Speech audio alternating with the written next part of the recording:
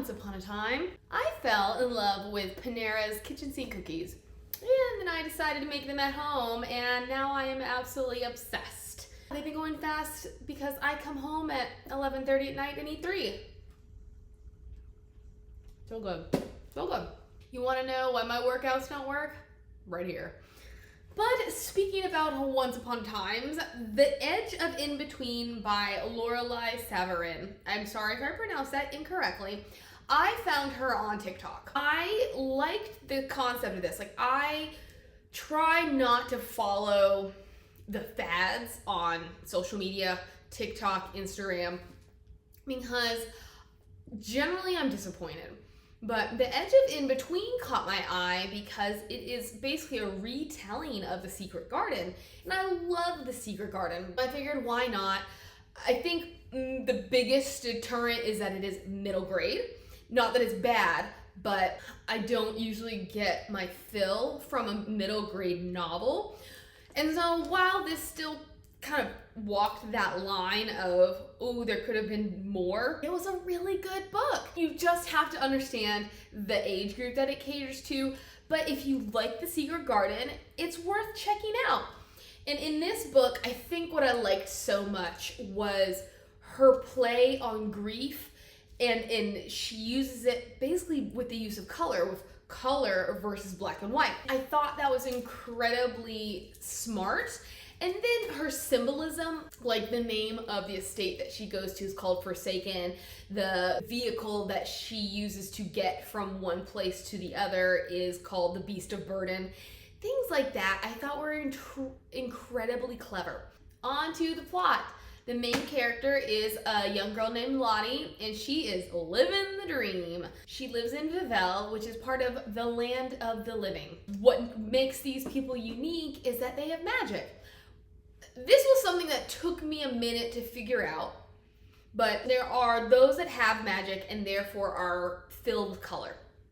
And then there are the living gray.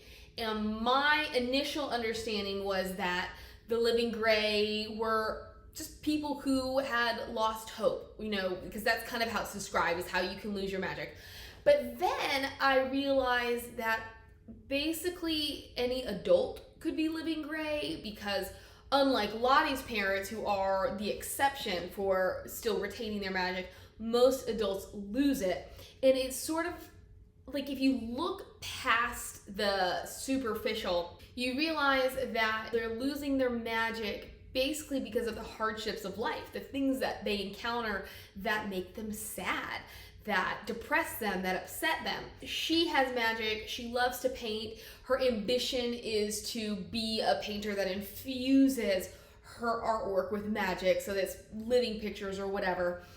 And then her parents, as I said, have retained their magic, and everything's hunky-dory. And she is explaining to us what living gray are, as well as what it means to have splintered magic, which means that when you're losing your magic, but you are unwilling to let go, so you hold on so tight that it splinters, and then that can be lethal. She's just saying, I would never let this happen to me. I love my magic too much. There's too much good for me to lose my magic and go gray. And that night, her parents go off to some awards banquet, and they end up dying. We don't know what kills them. In my head, it's a car accident, but in any case, they die. And immediately upon hearing this, Lottie goes gray. This is relatively unheard of as for a child to go gray, but because of the circumstances, it's not surprising. She waits for 2 weeks while people try to find someone to take her in because she has no family, only to learn that she has an uncle who lives between the land of the living and ever after, which is the land of the dead. They claim that the great magician is the originator of all this magic. But then there is Henry Warwick, who was this great, not entrepreneur, but he's an inventor. So he's basically the most famous inventor there was, incredibly powerful magically, and then he died. Now she's realizing that wasn't true, and he had married her mother's sister, Dahlia. And so Lottie was like, I did not know my mother ever had a sister, but okay. If it was so horrific, if they were so close, and why did she retain her magic?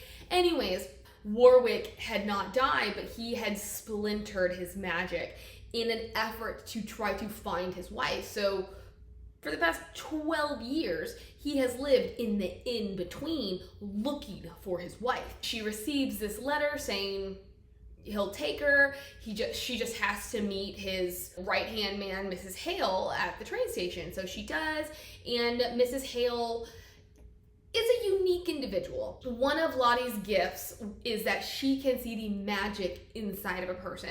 And so even now that she's living gray and cannot see color, which I thought was very interesting because she can't, and I'm trying to figure it out completely.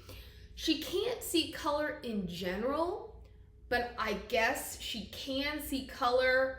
Well, she can see the magic, the color of the magic inside of a person, but she can see the color on a person with magic. It was a little foggy for me, but in any case, Mrs. Hale has nothing. She doesn't even have a spark inside of her, but she does seem genuine. She seems kind, and she tells Lottie that Warwick can help her find her parents. They get in the Beast of Burden, zoom through the in-between, and all she sees are ghosts because they're on their way to Ever After. She notices that some are running, some are kind of walking, some are standing still, and she's asking Mrs. Hale, why are they doing this? And Mrs. Hale's like, well, not everybody is convinced that Ever After is such a great place. She gets to Forsaken, and it is a big creepy place. And like all the groaning going on inside of it is because it is magically attached to Warwick. So as he continues to search, the house, I guess, adjusts itself so that it can be within proximity. Again, one of those things didn't quite understand. But then within the groaning, if you ever read The Secret Garden, you know what's coming next is a crying. And so this is where I wish the book had been longer, where I wish it had not been for middle grade, but perhaps young adult or adult, because her meeting her cousin Clement comes extremely quickly, and then them finding the garden happens extremely quickly, and them essentially healing the garden happens extremely quickly. So it's not that it was bad, but it was definitely age appropriate, and for me, I saw so many ways that she could have expanded it, but you know, there's no complaint there because this book is not for a girl in her 30s, you know? So yeah, like, way to go, Lorelei, for doing a great job. Before she meets Clement, she sits on the outer wall of Forsaken. And what has happened is they have strewn this herb garden, I forget what it is, atop the top of it so that ghosts cannot come in. So she sits atop it, searching for days and days, weeks and weeks. I don't quite remember what the period of time was, looking for her parents. But she never finds them, and she one day is sitting there, and it's like any other day, and she meets a cardinal, and this is a bright red cardinal, and this cardinal reveals to her a garden, something she had never noticed before, and there are plenty of gardens on this estate. But this garden, despite being covered in ice, has leaves on the trees. Like, there is something unique and dormant about this place. Let me back up again. Around this time is when she also says, what's going on in this house?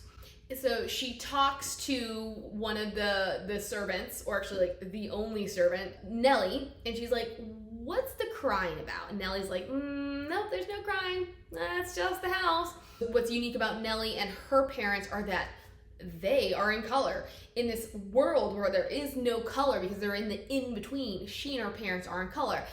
Lottie has been extremely resistant to them. She won't eat, she won't talk to them, like she won't interact. But anyways, one day, or actually the day that she discovers the garden, she's like, I'm gonna figure out what this wailing is all about. And so this is when she discovers her cousin Clement.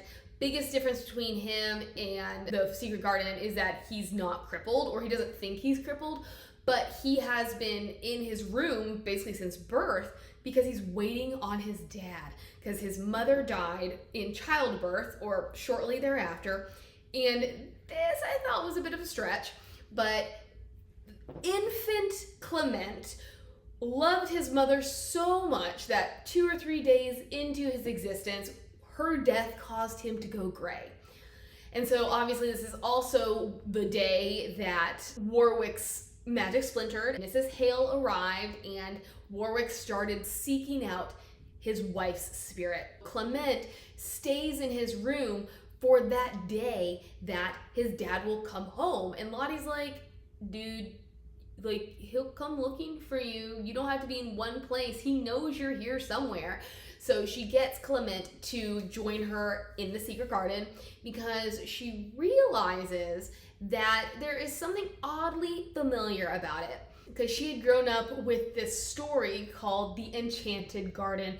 It had this riddle at the beginning that she could never quite figure out, but this was her favorite book. She had left it behind when she came to Forsaken because she didn't have room in her suitcase, but then she noticed that Clement had the same book. And they figured out eventually that their mothers had these books written, and they had to do with the secret garden. And that riddle that she could never quite figure out actually was the key to getting into the gardens. Figure it out, they go inside and they're like, what in the world happened here? Because it looks like the garden burned, but then was encased in ice. Again, Lottie is thinking, in the story, this garden has the power to heal people. So maybe we need to accept the gifts that it gives.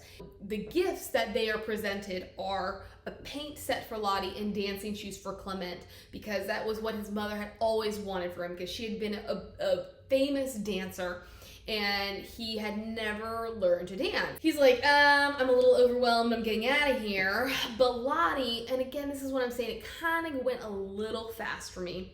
She was like, I think I'm gonna give painting a chance.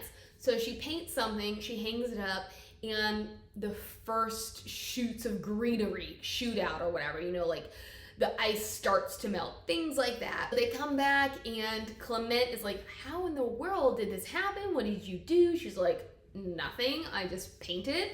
And then at this point, they meet a ghost named Timmy. Lottie's like, what are you doing here? Because as I said, the walls were protected against ghosts. And he was like, well, I was invited in. And that's the one caveat, is ghosts can come if they are invited. And he said, Mrs. Hale invited me in. We get this tragic story about the loss of his family and how we're led to believe that whatever happened, they died not long after him, and some. Really, really interesting. I wish it had been given more time. Then they form a friendship of sorts. Timmy to me was something of an enigma. I didn't necessarily think he was all that important, but in the end, he did come into play, so I can't be like, meh. They are learning to live life again, and the garden is coming back to life. We learned that the garden was created by the sisters, and so this is why it was able to encase itself, because it was protecting itself against Warwick's splintered magic. One day, Lottie goes to Nellie's house. She's hanging out with Nellie and her family, and she becomes overwhelmed by the love that they have. And she's like, get me out of here. She had learned that it's okay to grieve. Sadness can be okay. You just have to learn how to control it, to not let something overwhelm you to an extent. She had been regaining color, which was unheard of, both she and Clement. But then when she's letting this grief of what she has lost in face of what Nellie has with her family, you know, she's starting to lose some of her color again. So she leaves, and out back she notices a grave. So if you're not putting two and two together, Timmy is the son that they'd lost, because we had been told, oh, we had experienced a loss. From this, again, we are informed as the notion that you don't have to go gray and stay gray. It's all about your grieving process and what you learn from it, how you come out from it.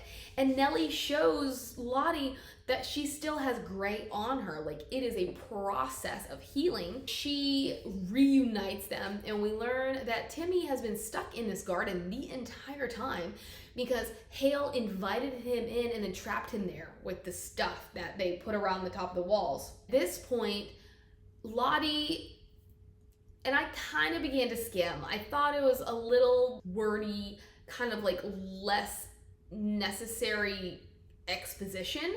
So don't quite know what drove her to it, but she said, I'm gonna go confront Mrs. Hale, which she does. And at this point, she learns that Mrs. Hale, the reason she has no spark inside of her is because she's not human. She is actually the splintered magic from Warwick. Because this whole time, we are aware that splintered magic is bad. Splintered magic is harmful. Splintered magic lies.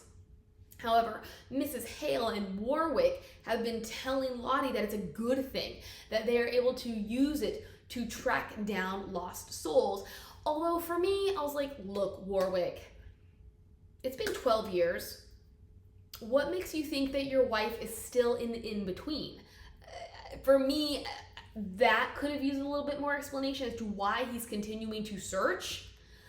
And then why we don't see anything of Lottie's parents. Like, if we just got a little bit of explanation as to why it might be difficult to find ghosts or something. I mean, aside from, yes, searching for something can take a long time, but I thought the way that they talked about it made it seem like a sure thing. She confronts Mrs. Hale. Mrs. Hale's like, basically I'm here to destroy you and everybody that you know, and I'm gonna destroy the world because that's what splintered magic does. So this is what she's doing. She is trying to destroy them when Lottie somehow, via the cardinal, and we learn that cardinals are messengers of some sort of the dead. Once they hit that barrier into ever after, a cardinal bursts from their heart.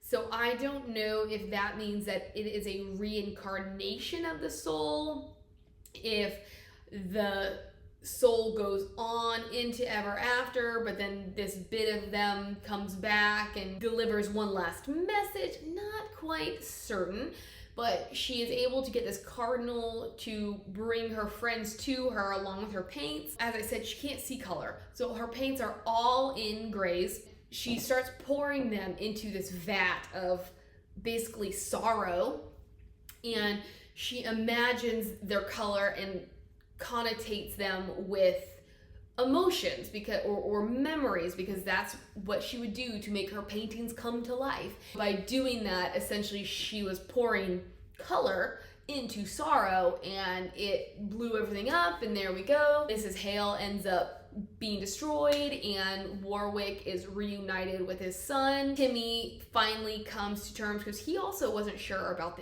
the ever after. Like, is that the place for him? He'd felt a pull towards ever after, but it was kind of scary for him, which it was so metaphorical. I quite enjoyed the metaphors that she used, and that is something coming from me. So he decides, I don't need to stay here. Like, this is not what is meant for me. I'm gonna go. Somehow Forsaken is repaired, repositions itself back in Vivelle, where Warwick started, where he had lived with Dahlia. Now these three are healing and getting on with life. At the very end, we see 4 cardinals that are supposed to represent Timmy, Dahlia, and Lottie's parents. So it was a sweet little book. I enjoyed her take on the Secret Garden because it was very literal, but not so literal that I was like, come up with your own idea. And as I said, it was this concept of color and of using that to depict grief. So this would be a really good book to give to a child who is dealing with grief, because it explains in terms that they can understand what healthy grieving looks like versus unhealthy grieving and how you can move on. Like, you're not necessarily going to let go, or maybe you are, but you cannot dwell. I mean, these people will always be a part of you, but you cannot dwell. So it was a sweet, sweet book. I liked Lottie. I liked her spunk. There we go. The Edge of In-Between, I completely recommend it. It is middle grade, so that might not be up your alley, but if you like The Secret Garden, check it out, or if you have kids, send it on. See you next time. Bye.